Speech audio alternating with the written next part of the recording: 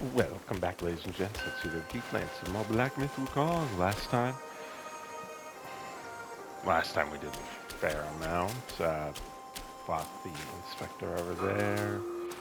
Did everything there. At the end of the chapter. Please, you must save me.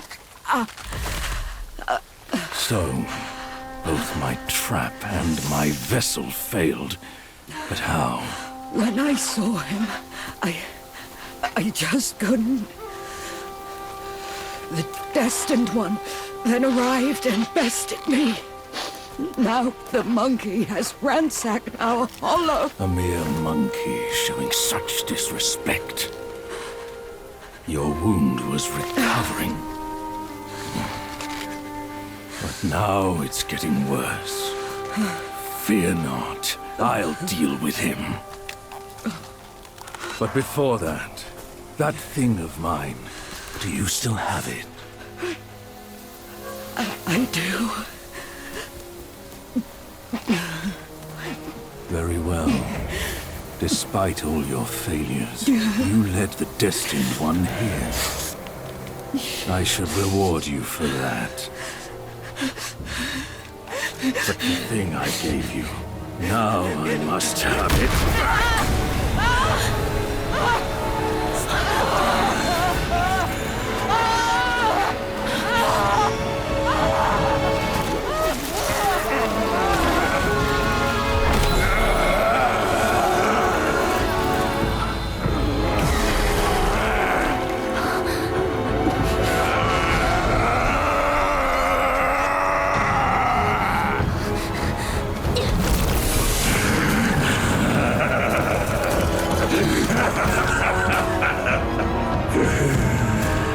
You girls are far too young to comprehend my design.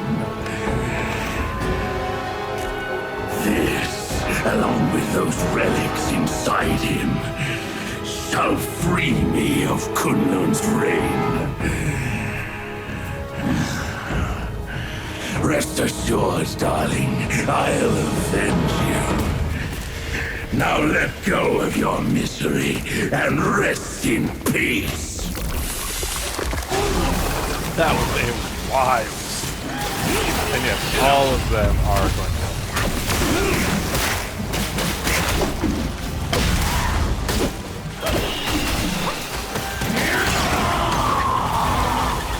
You brazen ingrate! Treason to your own order! You must have swayed your wits with lies. Finish him! Let's see if I can get him off of that. If you deny your my message, I might as well walk it.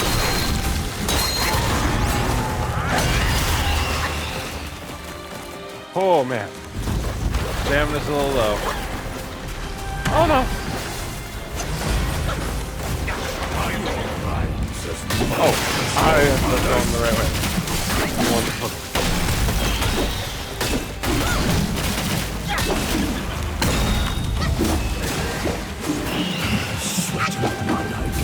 For a note from us above.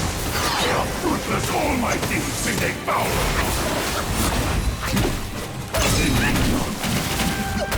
They forced my hand. Did they though?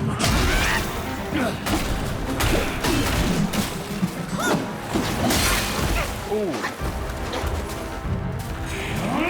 Step closer. There's another stripe to bear.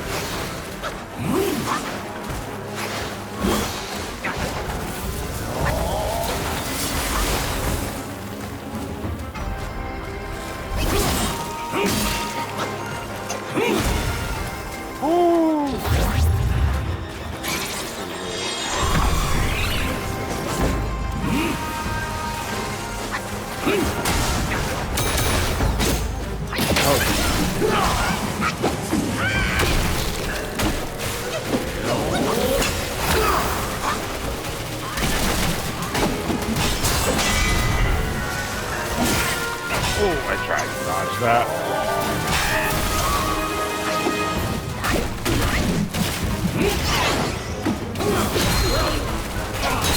don't need the,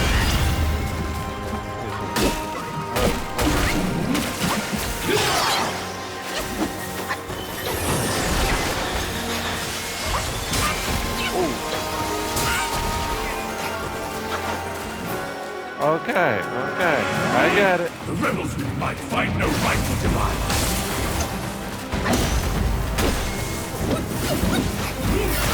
Escape. There you go. There you go, buddy.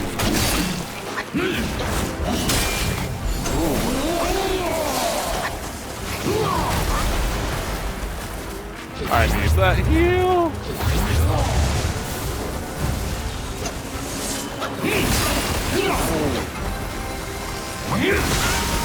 Okay, I get it. You're an ugly man.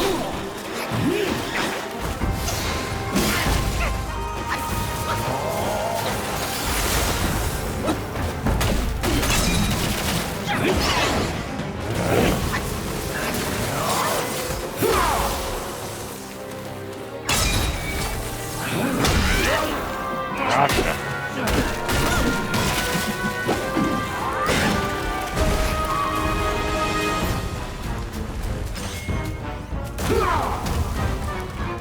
Okay.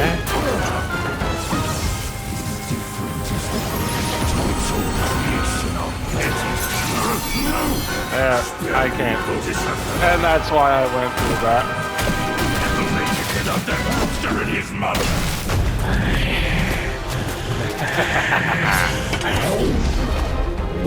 Oh.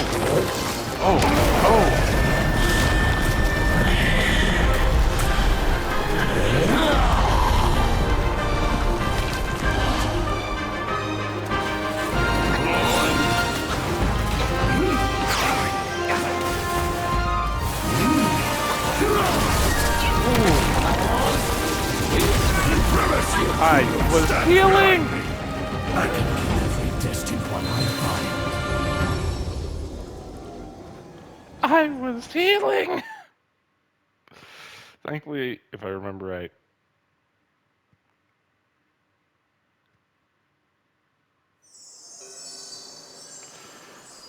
You don't have to sit there and watch that cutscene over and over again.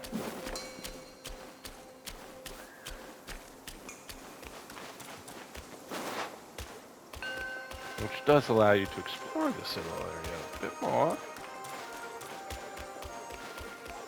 Because of course there's always some fun little secrets. Oh, there.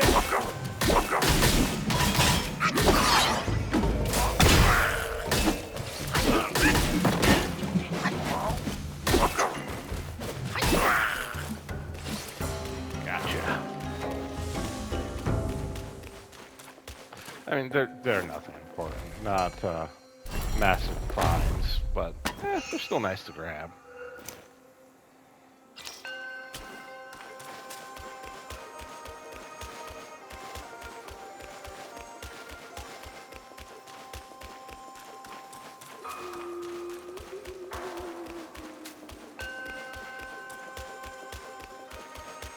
I don't think there's anything on this side, but I'm double checking.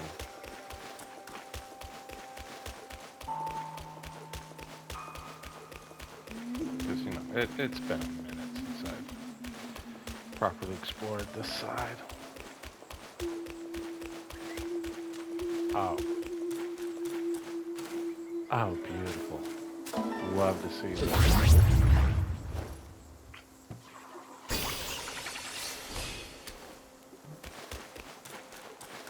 Beautiful, absolutely beautiful.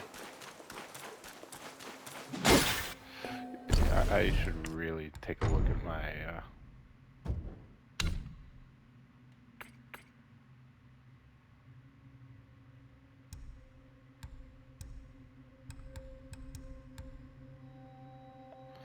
yeah, I need one more, okay.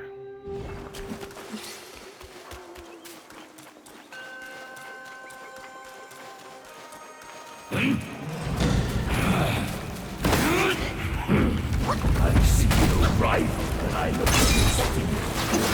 But you Now you shall pay. You stop talking like I'm not here.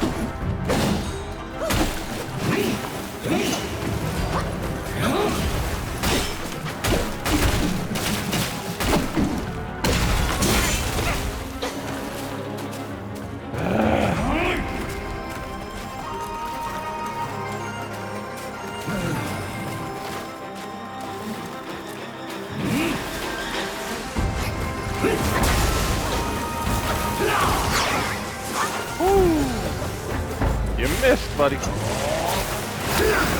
Oh boy.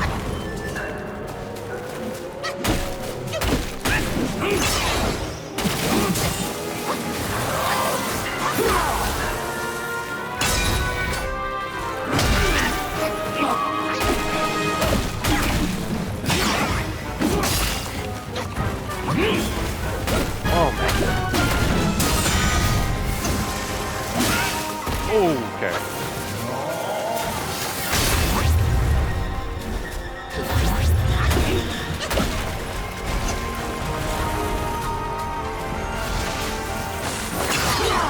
Huh.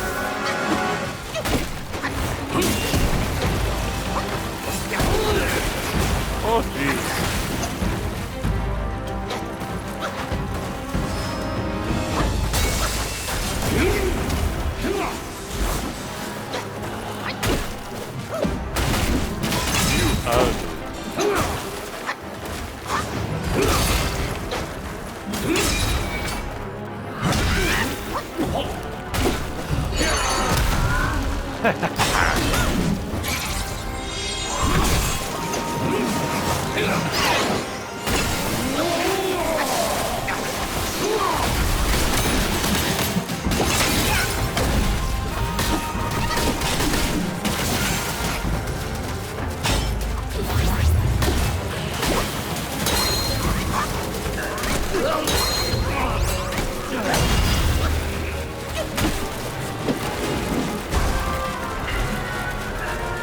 Okay, we're getting somewhere. Yeah, getting somewhere indeed.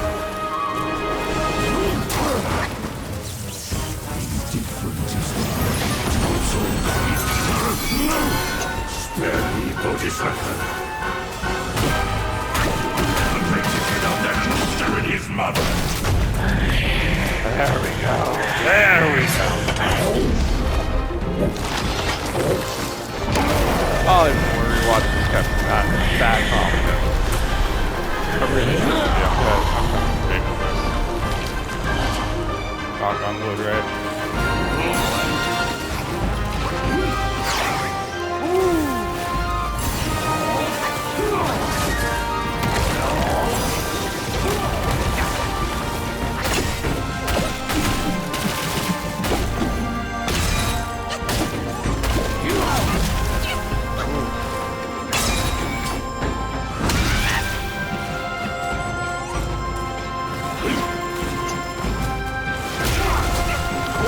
Okay, okay.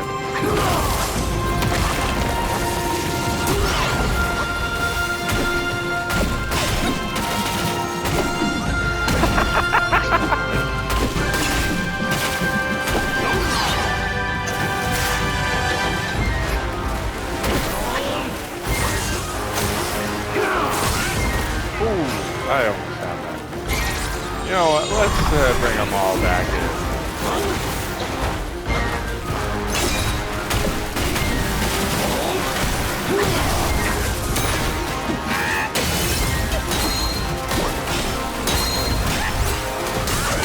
Bring it on! Yes! I died like 5 times. Grandmaster, I need you. Mother! Mother!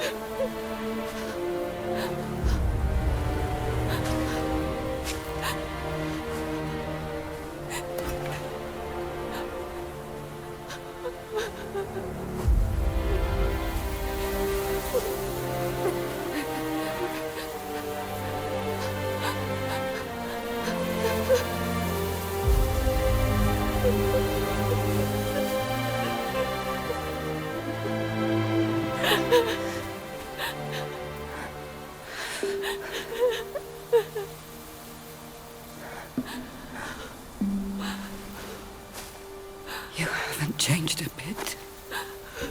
You fool.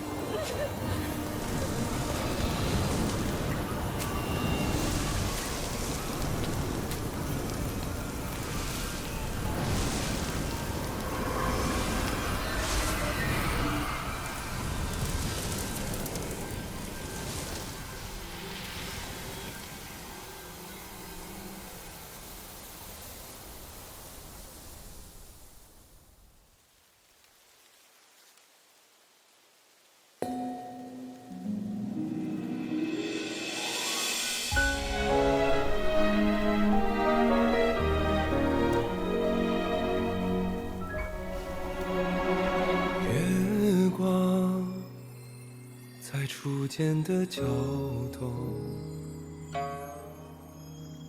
月光在惜别的城楼，思念是眉间的药，愿年年望相思，寻常最长久。汹涌如交流，忐忑似轻舟，有你相伴，这一路多么多么自由。云卷云舒风起，一周，从立春到立秋，在那一刻我爱上你的所有。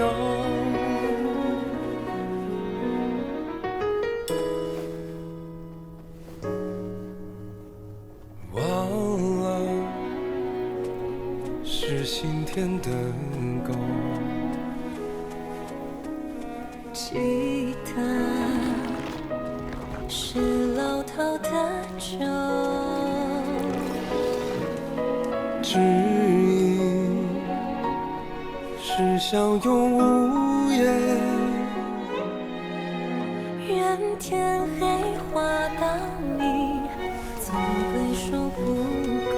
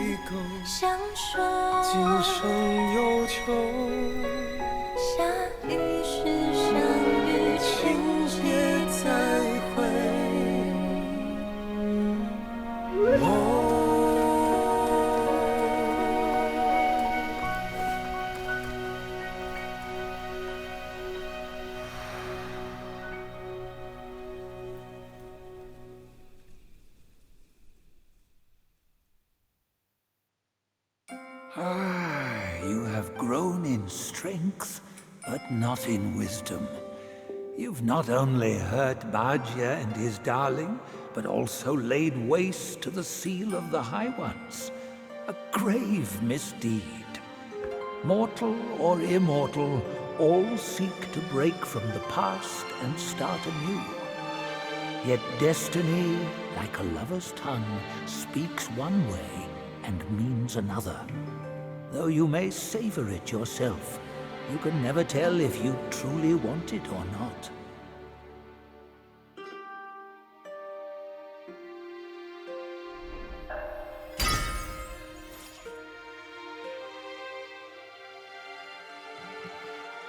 What a long set of cutscenes. Oh my lord.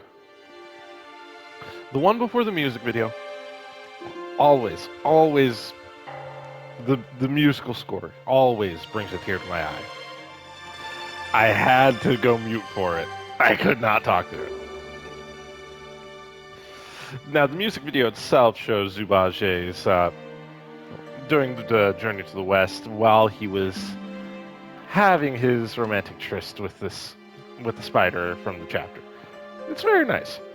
Also, just to point out, we've gotten the eyes, the ears, the nose, and now the tongue for the relics of Sun Wukong.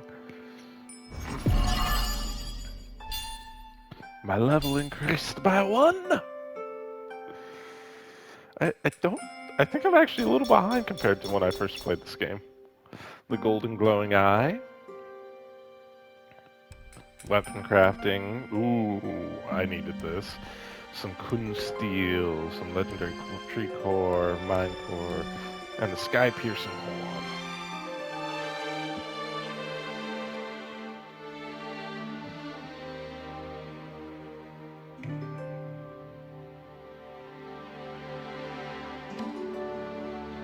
Alrighty, let's start it from over here. Long ago, the many-legged one was subdued by Bodhisattva Pilanpor and locked on Purple Cloud Mountain. Only by a plea from the celestial court was he spared. The immortals dispatch minions to enact their will, while they remain serene, as if playing a game of chess. Pity those pawns. They know full well what they are, yet they cling to false hopes and even take pride in it. I would hate to be a pawn. The posts of the court have stood unchanged, but the same seat might not always be held by the same immortal. So too the 7 spider guais. They boast an endless procession of generations. Well, at least there's that. Like, it's a legacy thing for them. For the immortals, it's whoever they Even the sacred gourmand remains mundane if he clings to the ties of love. He was an admiral of the court, a pig in the mountains, and Bajia in the journey. Yet his nature remains unchanged. So be it. A guileless fool may know less sorrow. And in this world, less sorrow is a good thing. Though I do feel bad for him having to deal with the reincarnation of Wukong. This rooster is Pilanpor's son, the Dawn Star he was called. Through him is forged the Weaver's Needle, the one that subdued the many-eyed master. More than that, he once crowed a giant she-scorpion to death. Indeed, he is a bane to all insects. And in this game, we fought him as the Duskveil. Yes, that is who the Duskveil is. This one must be a high immortal from the court. Amid the trials of the 7 spiders and the many-eyed one, it was Bodhisattva Pilanpor who lent a hand. No aid from the court was given. But Wukong is ever heedless of rules. He might have sought higher places for help.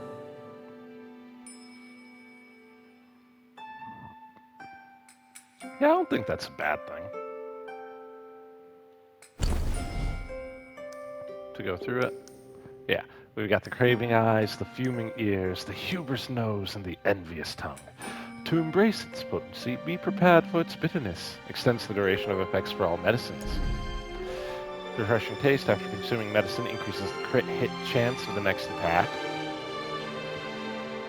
Spread the word. Immobilize affects all enemies around the target. This is what I've been waiting for. And Tongue of a Connoisseur. Each equipped soak slightly increases the health recovery of the drink. These two are what I would go for. I like the Immobilize spell more, so I'm going for that.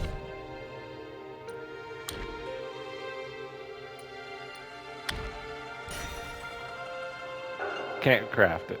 Of course not. And I wouldn't want to. That crit hit chance. Ugh.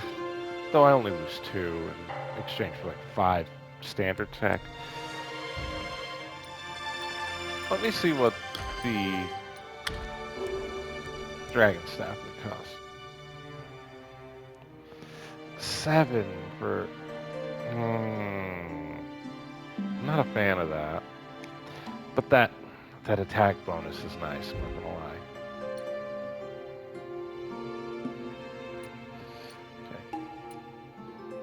Wait, so I would do 7%, bring me down to 8. If I were to change it from the Rat Rage staff. Okay. With an increase of 42.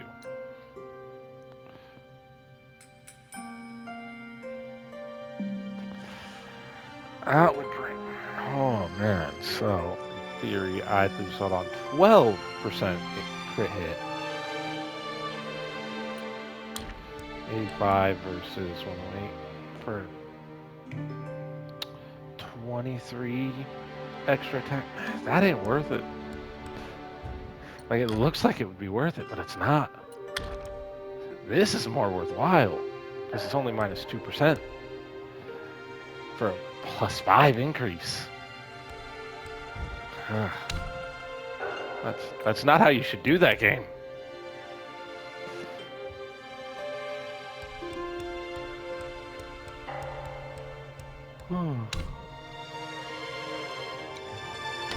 I'm gonna regret this. I'm going to regret this. The 6th sister. Yes, this is how you got all of the sisters. In hidden groves a home appears. Laughter fills the path with flowers near. Girl chases the butterflies in flight, as rumors fade like shooting stars in the night. In the webbed hollow, there were no children of the same age as the 6th sister. She usually spent her time with her elder sisters, who were all very nice to her. Only the 4th sister would strictly supervise her training. Sometimes, when she trained diligently, the 4th sister would take her to the mountaintop to gaze at the scenery outside and tell her stories about the world beyond the mountains. Although she enjoyed following her 4th sister, the 4th sister often went into the mountains to investigate secrets unknown to her. Claiming it was dangerous, she refused to take her along, which left the 6th sister feeling bored. One day, a flower viewing banquet was held in the mountains, and the lesser Yaguais from Mount Wukong came to deliver gifts. As usual, after completing their tasks, they were invited to stay and drink. The elder sisters were busy entertaining guests and taking care of their mother, so the 6th sister wandered off on her own. The steward Guai, unable to refuse her, had to accompany her around the cave for a while. 2 drunken pigwai saw the 6th sister and pointed at her, saying, "Is that the one?" The other pigwai replied, "Yes, that's the one." Feeling annoyed by their comments, the 6th sister retorted, "Why are you pigwais pointing at me? Where are your manners? And what did you mean for this and that?" The steward Guai tried to signal the pigwais to shut up, but they continued, "Little girl, let us tell you a secret that everyone knows but you." The steward Guai quickly tried to intervene, but the 6th sister earnestly said, "Go ahead." The 2 pigwais laughed and said, "Your father is a pig just like us. You are a relative of our old pig family."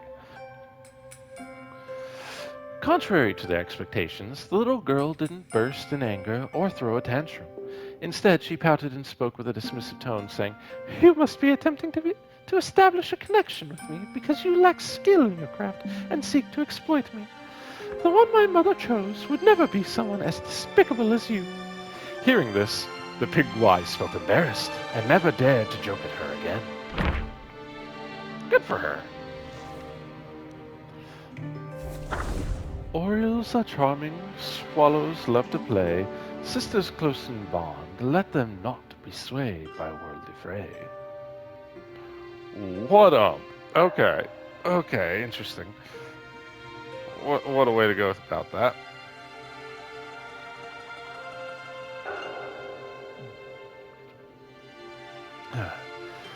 The fifth daughter of the Zhu family, in the prime of her youth, was renowned for her stunning beauty.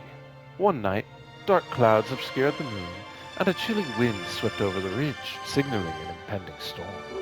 The fifth sister was accompanying her second sister in the village, overseeing the work of the lesser Yaoguais, when she spotted a traveling scholar seeking shelter from the rain. Feeling mischievous, she decided to play a trick on him. The scholar, being somewhat naive, was worried about his bookcase getting soaked and rushed into the deserted village without noticing the Yaoguais. He barely made it inside, bolted the door, and lit an oil lamp just as the rain began to pour heavily outside. Gazing at the rain through the window, the scholar was inspired to recite poetry. Shu's land in turmoil, the court in disarray, like thunderclaps in clear skies they sway. A clap of thunder roared. The scholar thought he saw the window shake, but paid it no mind until he finished reciting, feeling refreshed.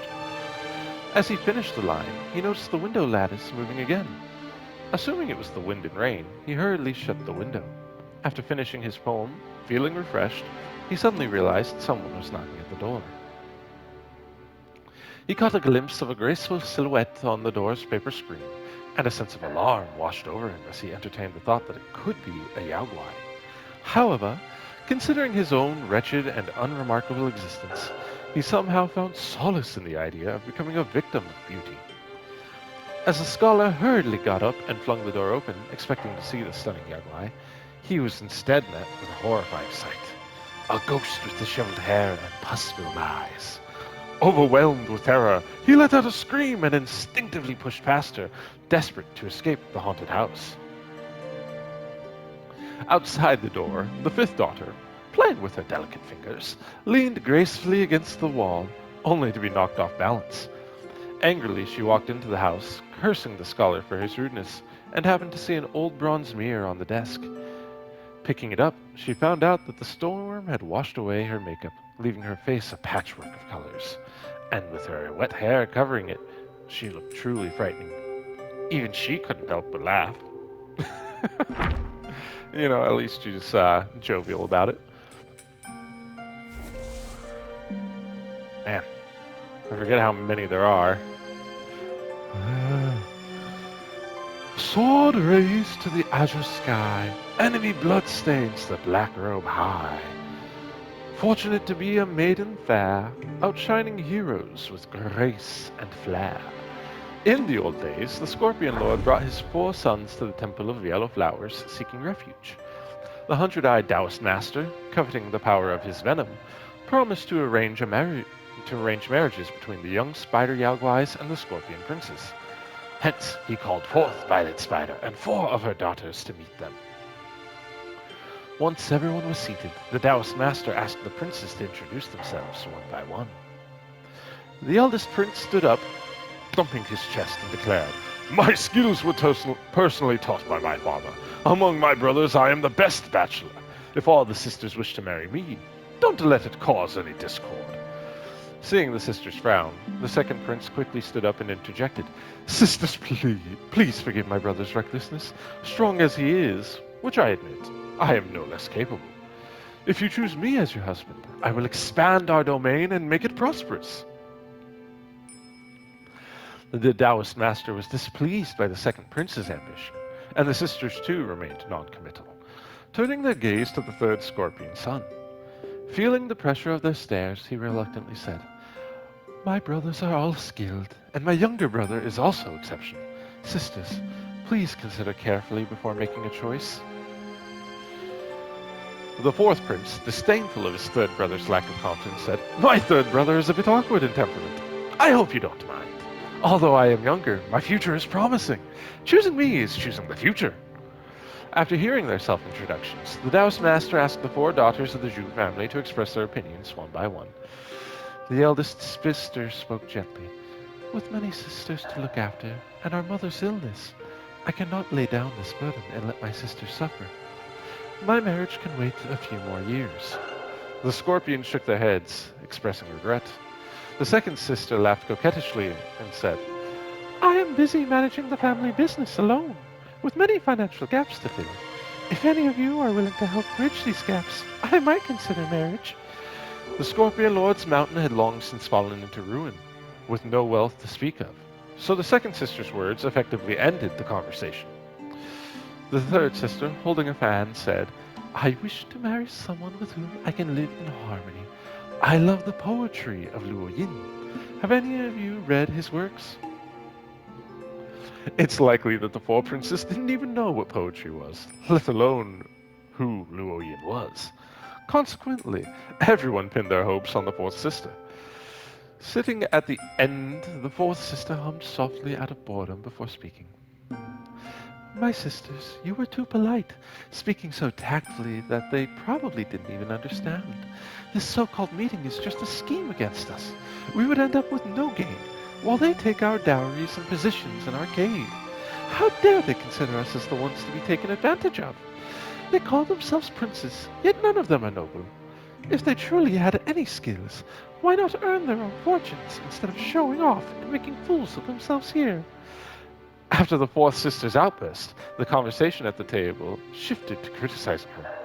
Though apologies were exchanged, the topic of marriage was never brought up again. Smart.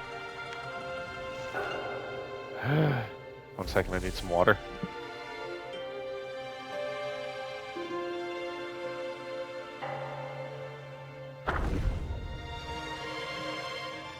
In seclusion for 100 springs, truth and falsehood the mountain brings.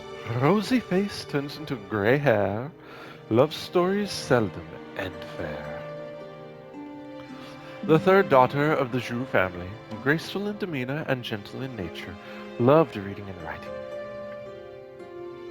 Observing that her younger sisters were still naive, and her 2 elder sisters were extremely busy, she focused on needlework and became the best weaver in the family. The fabric shop run by the 2nd sister outside used weaving patterns designed by the 3rd sister.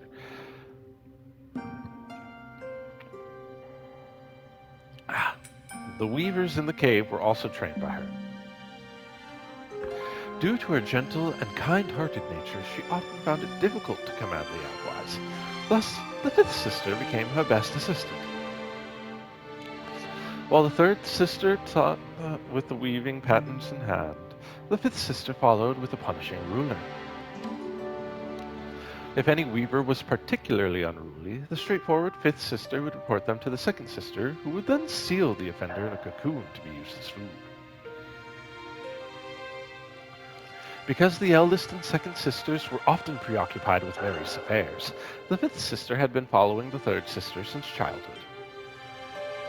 The 3rd sister was very quiet, so the 5th sister became her lively counterpart. The 2 sisters bickered and quarreled, but it made the days pass more easily. Among the books the 3rd sister often read were those strange mortal anecdotes. She always found them fascinating and longed to experience those romantic scenes depicted. However, she was too wise to fall for any romantic scholar, knowing that most Yaoguais in those stories met tragic ends. That's fair. Okay. So much reading. It's been so long.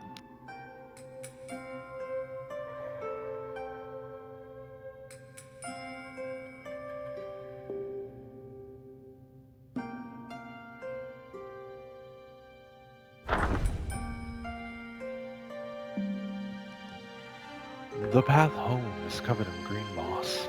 Peach blossoms begin to bloom across. How tender and gentle her caring affection. Among sisters, a loving connection. The eldest sister of the Zhu family was gentle and serene, caring for her younger sisters like a mother. She meticulously managed every aspect of their daily lives. Even the straightforward second sister and the independent fourth sister behaved obediently and showed a touch of girlish charm in her presence. Each day she oversaw the cave's catering, everyone's clothing, and was the go-to for disputes, illnesses, joys, and sorrows, keeping her busy from dawn till dusk. There was always a steady stream of courier, lesser Yaoguais coming to her with messages. My lady, the second and fourth ladies are arguing. My lady, the fifth lady scolded a weaver, and now they need an extra hand. Can someone be sent? My lady, the sixth lady injured herself while practicing and asks for you to come and have a look. One day, the lady of the house, her mother, called her to her side. As soon as she stepped into the hut, the tranquil scene of her mother admiring the flowers under a tree caught her eyes. Her mother waved her over, saying, The flowers in our abode are more beautiful than those in the upper realm.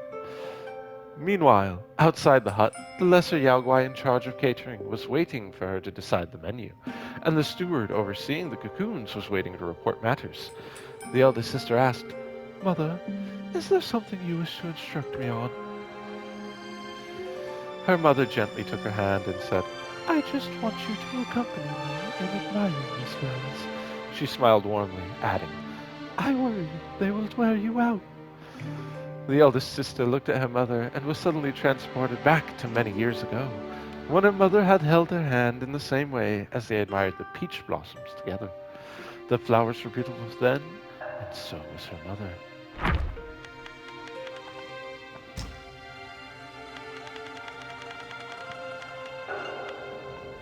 Okay, last one.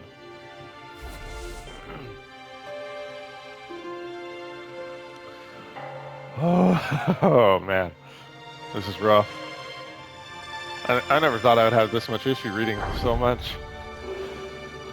Tending the furnace, stoking the flame, making pills to immortality aspire, countless eyes and countless schemes, one misstep and shatter all dreams. Will this... Oh, sorry, hold on. Will this work? Violet Spider lowered her head, not daring to look directly at Hundred-Eyed Taoist Master. The master handed a needle to the old woman and said softly, With what the monkey left behind, and this vessel mine, you have nothing to worry about.